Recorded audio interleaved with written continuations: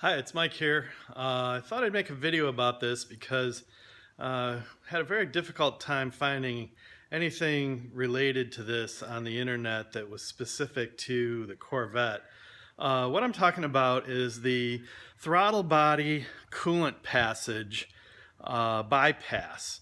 GM designed this so that the car could be used in very cold climates. And the idea was that passing coolant through the throttle body would help warm the throttle body and potentially reduce the risk for ice formation on the throttle plates. In reality, though, this is a Corvette. I'm not driving this thing in the Alaskan tundra, so I've decided that I'm going to bypass this and save myself a lot of headaches. And the reason for this is not necessarily because I want the additional horsepower. Although there are some people on the forums that will say this is good for a few percent. That's not really what it's about for me. What it is more or less about trying to not spend the money, the ridiculous amounts of money that it costs to replace this little tube, and I'll show you that in a second. That actually is a T off of the upper radiator hose, which is right here. Now this is the little son of a gun that caused me all these problems. There is a tiny pinhole right there, and it was just on the other side of the worm clamp. So the coolant was dripping out of here and running down the radiator hose. And of course the first thing I thought of was, you know, it's the hose, because that's what you normally suspect. It wasn't. It was a little rust hole right there. I took this all apart and replaced the hoses, all three of them, and put it back together, and it still leaked. That's when I finally discovered the pinhole. But that's why I cleaned it up here, trying to get a good seal here and here. But this part is impossible to find. I found one on eBay, but my sense is that it's just as rusty inside as this one is. Which is funny because the rest of my cooling system looks fantastic. But anyway, so this is steel. There are several Corvette online vendors that will sell you this in aluminum, which might be a good way to go if you're driving your car in colder climate and you don't want to bypass this throttle body. But for me, I'm not going to drive this thing. I store it in the winter. Here's the other side where the coolant goes through the bottom of the throttle body. Now I'm going to cap that off. I bought some caps, but I left them off for the purpose of this video, just so I could show everybody what it looked like. What I did is I went ahead and I got a upper radiator hose from a 95 or a 96 Corvette, which, as you can see, is all one piece. That, for some reason, those LT1 engines, they either have this coolant passage, but they don't feed it the same way as the 92, 93, 94 cars do, or they've eliminated it. I couldn't tell you which. But the way it's intended to work with this car is with these two hoses, one on either side of that T that I showed you. Now, of course, to finish this properly, you have to do something with the line that used to be on here.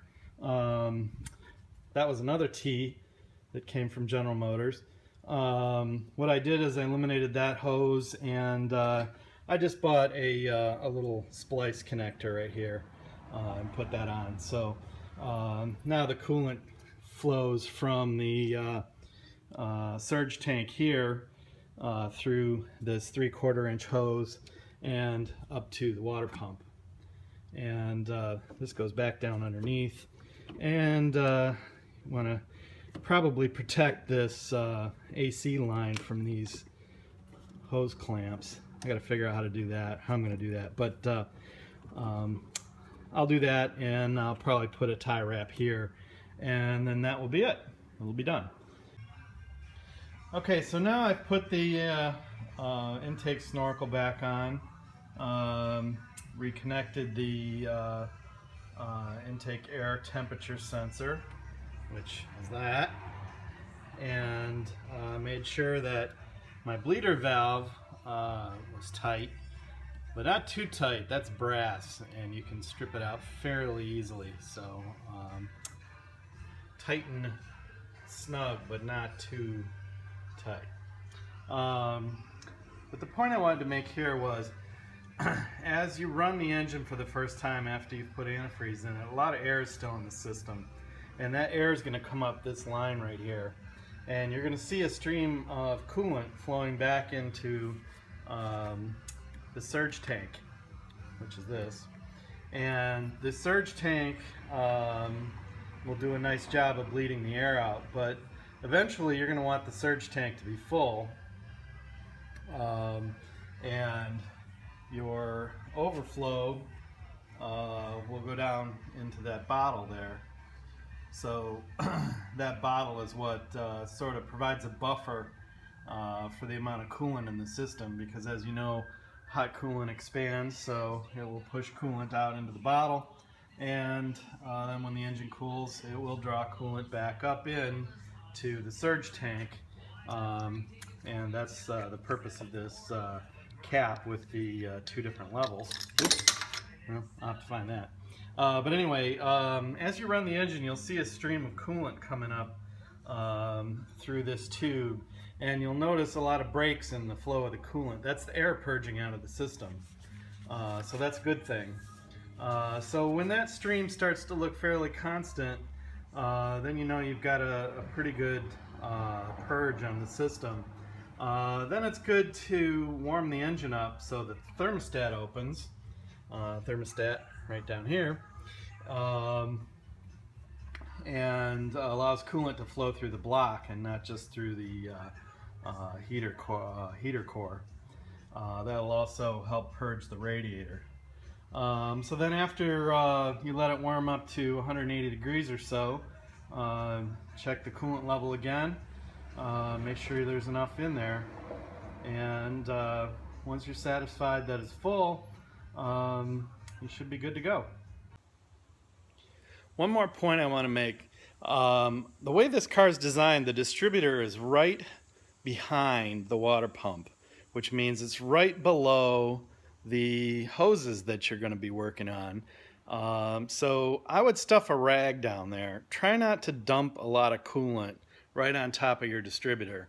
The distributor should be sealed, but these distributors are notorious for having moisture problems, and it's just better to be safe than sorry. So that's how you eliminate having your coolant flowing through the throttle body.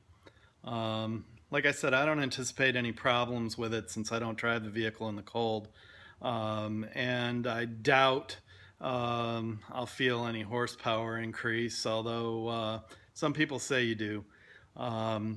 But it's definitely worth doing if you live in a warmer climate, or if you just keep your Corvette for a summertime only car, and you want to eliminate several points of failure in your cooling system.